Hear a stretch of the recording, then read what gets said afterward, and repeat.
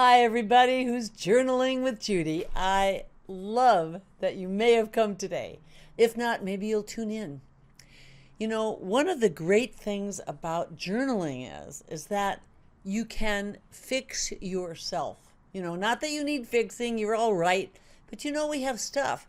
We have stuff that goes on, within us that bothers us, that irritates us, that causes us stress. I first learned about it mentally was when I read a book years and years ago, called Games People Play.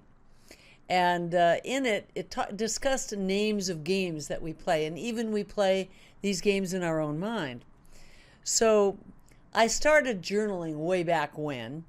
And I would just write down on a tablet or a piece of paper, sometimes a real journal book that I had, I would write down what was really, really bothering me. I mean, I was really, really worried about things. I had 3 children and I was the only parent at home with them. And I was trying so hard to make their lives work better. And I had a lot of work to do that. I mean, it wasn't easy. So I had to clean up my own mind, because I couldn't afford a shrink. I couldn't afford to go to a therapist or something. Although, how would I ever admit that I needed one? Would have been another case altogether. But the idea is that when you start to write things down, it helps you clear your mind. It's just such a simple technique. When I first started my business, I may have mentioned this on one of the other journals, I used to make a list every day of what worked today and what didn't work today. And I had to do a little soul searching about that because I had to tell the truth. The biggest truth that I told in those days when I was selling real estate was if I wasn't with a buyer or a seller, I wasn't in the business of selling real estate. I was in the business of being busy, looking good, as I say, and I will say this a lot. Our look good is so important to us. So anyway, I want you to do this. I want you to just write things down. Just pick one thing, because one thing is attached to thousands and thousands of things. You don't even know what one thing is attached to. It's kind of like paying it forward.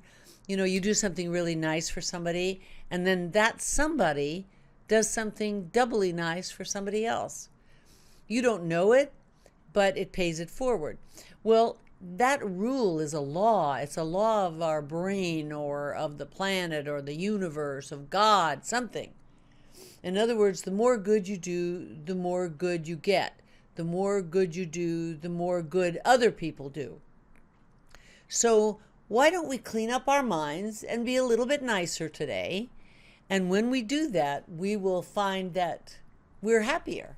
Because that's our true nature. Our true nature is to like ourselves and other people. Well, I just noticed that I opened up my journal to an old journal page. This was from 2020.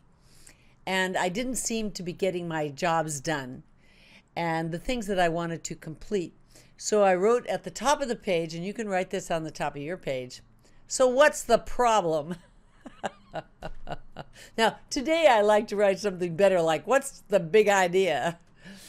But at that time, what's the problem here?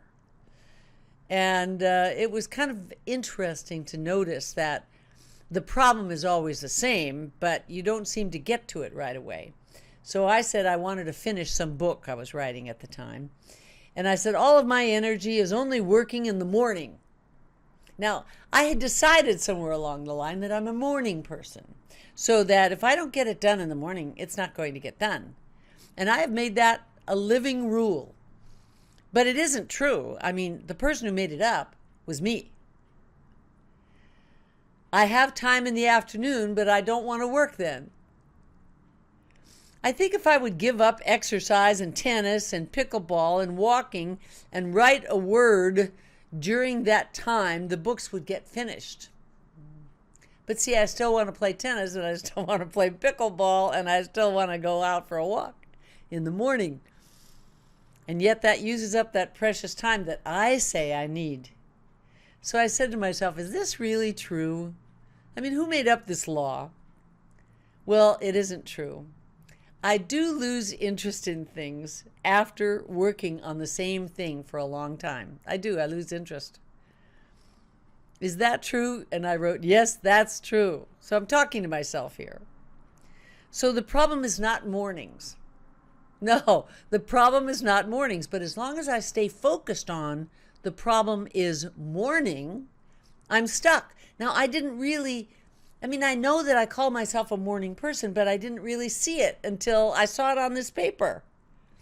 And I went, that's not really true. I can work anytime. I can work in the evening. When I first started my business, I wrote anytime. I wasn't just a morning person then. So the problem isn't mornings. That is a lie. And guess who's telling that lie? Me. And guess how I see it? On the journal page. So I can look at it and I can see if I'm telling the truth or not. And then I can decide for myself what I want to do. Maybe I still want to be a morning person and it's okay. But it's my choice now. It's my own choice. So I resign as the person who judges and evaluates me.